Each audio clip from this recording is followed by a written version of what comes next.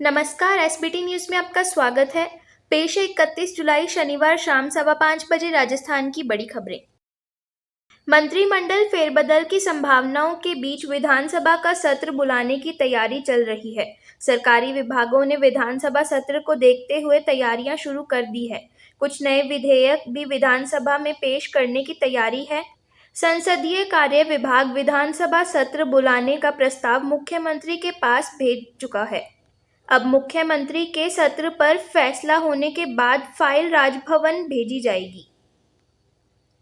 जोधपुर शहर की सबसे व्यस्त हाईकोर्ट रोड पर स्थित असल प्लाजा के बंद पड़े सिनेमा हॉल में शनिवार को आग लग गई। आग सबसे ऊपर छठी मंजिल पर स्थित सिनेमा हॉल में लगी। शॉर्ट सर्किट के कारण लगी आग से सिनेमा हॉल की कुर्सियां जलना शुरू हो गई। 7 दमकलों ने मौके पर पहुंच 1 घंटे में आग पर काबू पा लिया।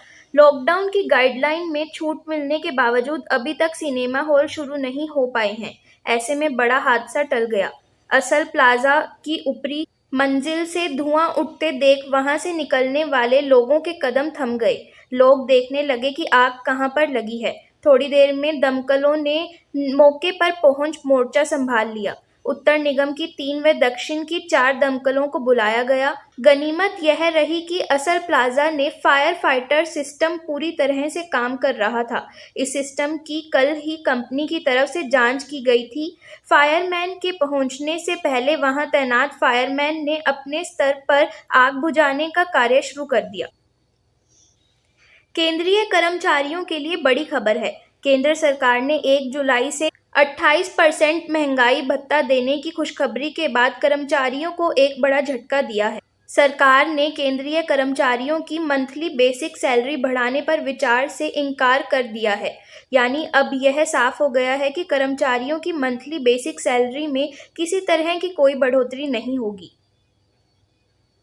प्रधानमंत्री नरेंद्र मोदी संसद के मॉनसून सत्र में अपने नए मंत्रिमंडल के बारे में जानकारी नहीं दे पाए थे।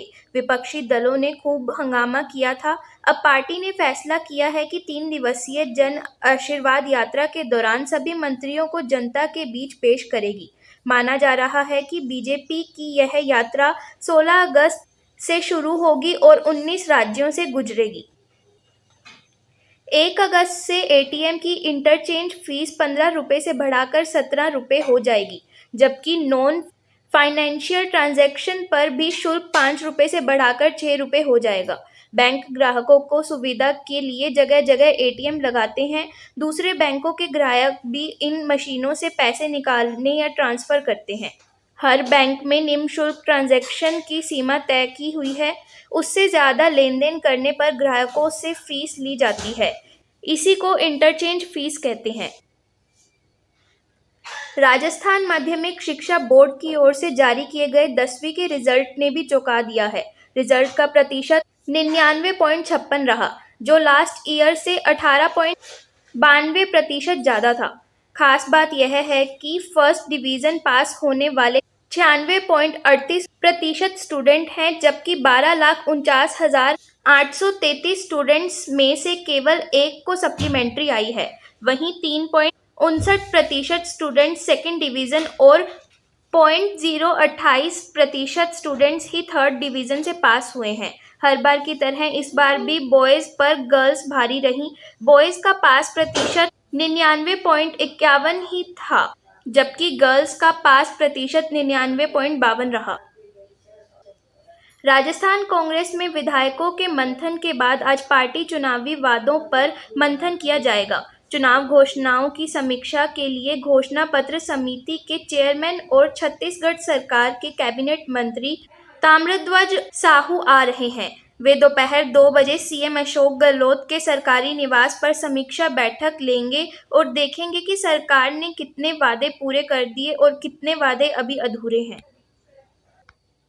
भारत में एक दिन में कोविड-19 के 41,649 नए मामले सामने आने से शनिवार को कुल संक्रमितों की संख्या बढ़कर 3,16,13,993 हो गई, जबकि 593 और लोगों के जान गंवाने से मृतकों की संख्या 4,23,810 पर पहुंच गई।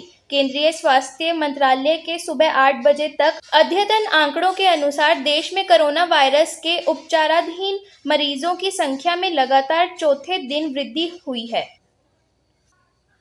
कुछ घंटों की बारिश ने ही फिर से सरकार और स्थानीय प्रशासन की पोल खोलकर रख दी। राजधानी जयपुर के कोटपुतली क्षेत्र में तो घरों और खेतों में भरे पानी से लोग इतने परेशान हो गए कि हाईवे ही जाम कर दिया। बाद में प्रशासनिक अमला मौके पर पहुंचा और कार्रवाई शुरू की, लेकिन वह कार्रवाई भी नाकाफी रही। बाद में लोगों को समझाइश कर हाईवे को खुलवाया गया। दौसा के मानपुर थाना क्षेत्र में बीती रात नेशनल हाईवे पर लुटेरों ने हाईवे पर पत्थर डालकर कार सवार युवक को लूट लिया।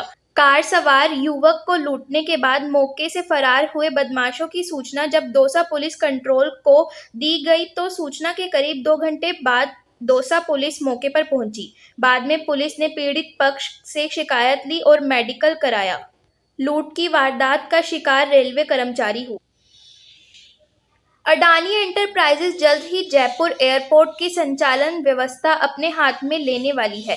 इस नई व्यवस्था के साथ पैसेंजर को एयरपोर्ट पर सुविधाओं के नाम पर अतिरिक्त चार्ज देना होगा। इसमें पार्किंग शुल्क से लेकर यूजर डेवलपमेंट फीस में बढ़ोतरी हो सकती है। जयपुर एयरपोर्ट के एक वरिष्ठ अधिकारी ने बताया कि 12 अक्टूबर से एयरपोर्ट का संचालन अडानी एंटरप्राइजेज को दिया जाएगा। इसे तकनीकी भाषा में कमर्शियल ऑपरेशन डेट कहा जाता है। इससे पहले कंपनी का 1 से 1.5 महीने तक का ऑब्जर्वेशन पीरियड भी शुरू हो जाएगा।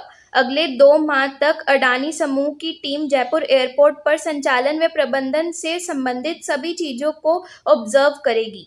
अब कंपनी समूह ने जयपुर एयरपोर्ट के संचालन के लिए चीफ एयरपोर्ट ऑफिसर नियुक्त कर दिया है। केंद्रीय गृह मंत्री एवं भारतीय जनता पार्टी के पूर्व राष्ट्रीय अध्यक्ष अमित शाह रविवार को उत्तर प्रदेश के दौरे पर यहां पहुंचेंगे। शनिवार को मिली आधिकारिक जानकारी अनुसार गृह मंत्री रविवार को विशेष विमान से सुबह 11:15 बजे लखनऊ हवाई अड्डे पर पहुंचेंगे और राज्य सरकार के हेलीकॉप्टर से वह पीपरसंड में Uttar Pradesh state institute of forensic sciences विश्वविद्यालय की आधारशिला रखने जाएंगे और वहां एक समारोह को संबोधित करेंगे।